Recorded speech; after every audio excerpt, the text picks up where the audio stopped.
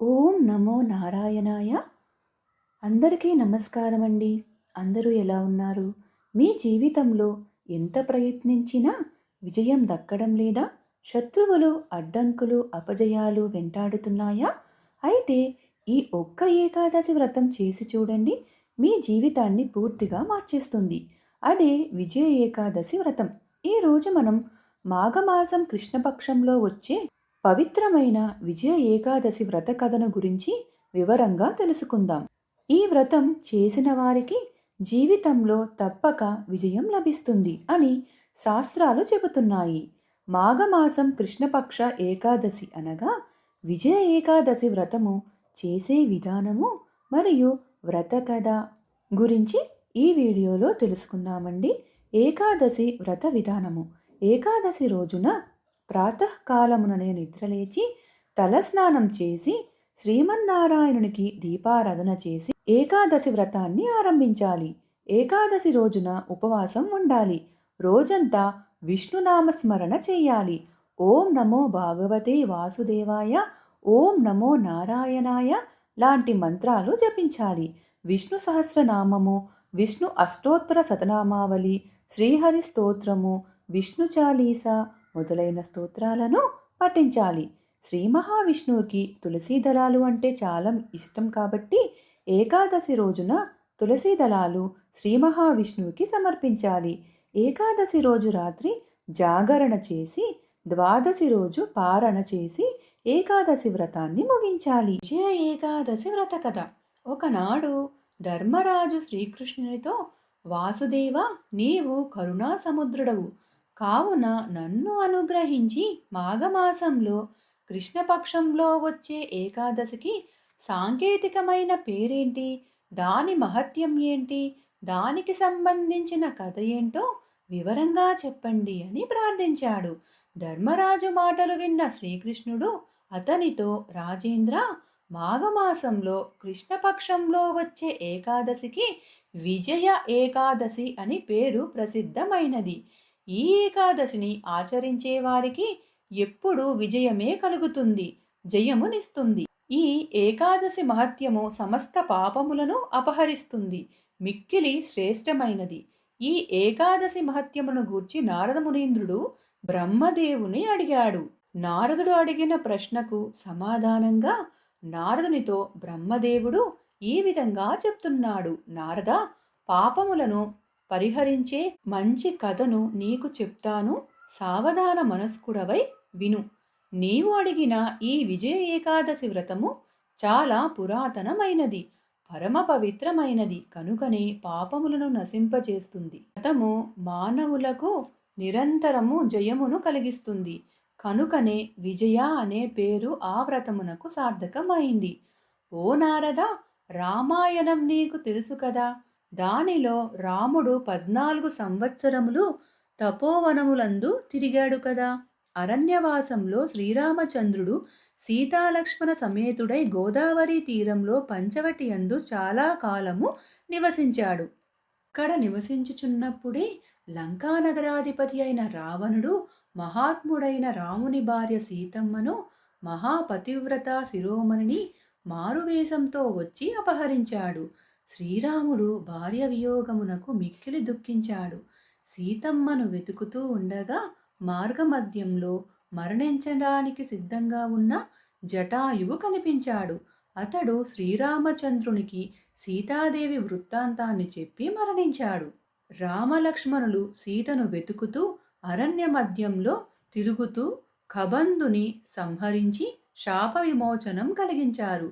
తరువాత సుగ్రీవునితో శాశ్వతంగా మైత్రి ఏర్పరుచుకున్నారు. వానర సైన్యాలు రామకార్యం కోసం వినియోగించబడ్డారు. వారిలో హనుమంతునిచే జానకి లంకలో అశోకవనంలో చూడబడింది. హనుమంతుడు శ్రీరాముని సందేశమునకు సీతకు నివేదించాడు. అశోకవనమును నాశనం చేశాడు. చాలామంది రాక్షసులను సంహరించాడు. రావణునితో మాట్లాడాడు. లంకను కాల్చాడు. మహాకార్యాన్ని సాధించాడు. లంక నుండి తిరిగి వచ్చిన రామునితో అక్కడ ఉన్న విషయానంతటినీ వివరించాడు. హనుమంతుని మాటలు విన్న రాముడు సుగ్రీవుని అనుమతి తీసుకొని లంకపై యుద్ధానికి బయలుదేరాడు. వానరులను వెంటబెట్టుకుని నదులకు పతి అయిన సముద్రుని వద్దకి చేరుకున్నాడు. సముద్ర విస్తీర్ణము చూసి మిక్కిలి ఆశ్చర్యమునకు పొందాడు. సముద్రాన్ని ఎలా దాటాలి అని వానర వీరులతో కలిసి ఆలోచించాడు. శ్రీరాముడు విప్పారిన కనులతో లక్ష్మణుణ్ణి చూసి, లక్ష్మణ, ఏమి పుణ్యము చేసి ఈ సముద్రాన్ని దాటగలము అని అడిగాడు. ఈ సముద్రము మిక్కిలి లోతుగా ఉన్నది, నీటితో నిండుగా ఉన్నది. మొసళ్ళు, తిమింగిలములు మొదలగు జలజంతువులు, చేపలు మొదలగు వాటితో కల్లోలముగా ఉన్నది. సులువుగా దాటే ఉపాయం ఏమీ కనపడటం లేదు అని కూడా అన్నాడు. అప్పుడు లక్ష్మణుడు రామునితో, రామా, నీవు దేవాది దేవుడివి, పురుషోత్తముడివి. ఇక్కడికి దగ్గరలో ఉన్న ద్వీపంలో దాల్బిక అనే పేరుగల మహర్షి నివసిస్తున్నాడు. ఆ మహర్షి అతి ప్రాచీనుడు. మనము ఆయన దగ్గరికి వెళితే ఆయన ఏదైనా ఉపాయాన్ని సూచిస్తాడు అని అన్నాడు. లక్ష్మణుని మాటలు విన్న రాముడు దాల్బిక మహాముని ఆశ్రమానికి వెళ్ళాడు. అతనిని దర్శించాడు. శ్రీ మహావిష్ణువును దేవతలందరూ ఎలా నమస్కరిస్తారో అలా రాముడు ఆ మునీంద్రునికి నమస్కరించాడు. ఆ మహర్షి శ్రీరాముణ్ణి పురుషోత్తమునిగా తెలుసుకున్నాడు. ఏ కారణము చేతనో విశేషమైన మానవ రూపాన్ని ధరించాడు అని అనుకున్నాడు. శ్రీరామునితో మహర్షి, రామ, నీవు ఈ విధంగా రావడానికి కారణం ఏంటి అని అడిగాడు. అప్పుడు మహర్షితో శ్రీరాముడు, మునివర్య, తమ అనుగ్రహము వల్లనే ఈ సముద్ర తీరమున సైన్యములతో కలిసి ఉంటున్నాము. లంకను, రాక్షసులను జయించడం కోసమే వచ్చాము. మీ అనుగ్రహముతో ఈ లంకను దాటే ఉపాయం తెలుసుకోవాలి అనుకుంటున్నాను. మీరు గొప్ప వ్రతనిష్ట గరిష్ఠులు కనుక మీకు తెలియనివి ఏమీ ఉండవు. ఆ ఉపాయమును తెలుసుకొనదలచి నేను మీ దర్శనమునకు వచ్చాను అని అన్నాడు. ఆ మాటలు విన్న దాల్బ్యక మహర్షి శ్రీరామునితో, రామా, వ్రతములన్నటిలో ఉత్తమమైన వ్రతాన్ని నీకు ఉపదేశిస్తాను. దానిని నీవు ఆచరిస్తే నీకు త్వరగా విజయం లభిస్తుంది. లంకను జయిస్తావు, రాక్షసులను సంహరిస్తావు, గొప్ప కీర్తిని పొందుతావు. ఏకాగ్రమైన మనస్సుతో శ్రద్ధగా ఈ వ్రతాన్ని ఆచరించు. మాఘమాసమందలి కృష్ణపక్షంలో వచ్చే ఏకాదశికి విజయ అని పేరు.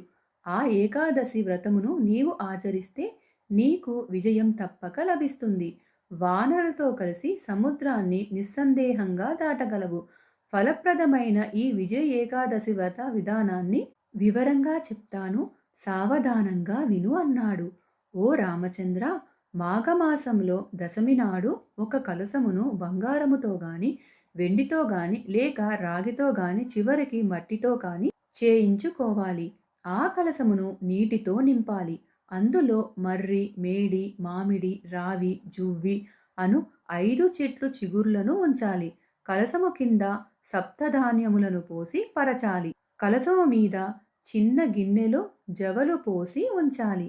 దాని మీద శ్రీమన్నారాయణుని బంగారు ప్రతిమను అధిష్టాన దేవతను స్థాపించుకోవాలి.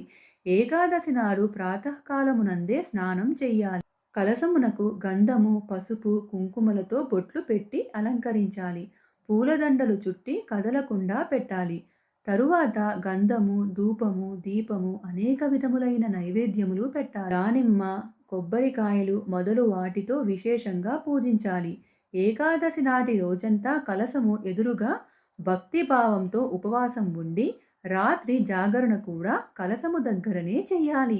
ద్వాదశి నాడు సూర్యోదయము కాగానే ఆ కలసమును నది గాని, చెరువు వద్దకు కానీ తీసుకొని వెళ్ళాలి. మట్టితో చేసిన కలసమైతే నీటి ప్రవాహంలో విడిచిపెట్టాలి. నేను చెప్పిన ప్రకారంగా నీవు పట్టుదలతో, శ్రద్ధతో ఈ వ్రతమును ఆచరించు. నీకు తప్పక విజయము లభిస్తుంది అని చెప్పాడు. శ్రీరామచంద్రుడు మహర్షి ఆదేశాన్ని విన్నాడు. ఆయన చెప్పినట్లుగా యథావిధిగా కపివీరులతో కలిసి విజయ ఏకాదశి వ్రతమును ఆచరించాడు. వ్రతము పూర్తయిన వెంటనే రాముడు సముద్రం మీద వంతెను నిర్మించాడు. లంకలోకి ప్రవేశించాడు. రావణుణ్ణి సంహరించాడు. విజయాన్ని పొందాడు. ఈ ప్రకారంగా భూలోకంలో ఏ మానవులు ఈ విజయ ఏకాదశి వ్రతాన్ని ఆచరిస్తారో వారికి ఈ లోకంలో సర్వకార్యములందు జయము లభిస్తుంది. పరలోకములో అక్షయమైన సుఖం లభిస్తుంది. అందువలన ఈ ఏకాదశి వ్రతము తప్పగా ఆచరించండి. సమస్త పాపములు తొలగిపోతాయి. ఈ విజయ ఏకాదశి వ్రత మహత్యమును చదివినా విన్నా 1000 యజ్ఞాలు చేసిన ఫలితం లభిస్తుంది.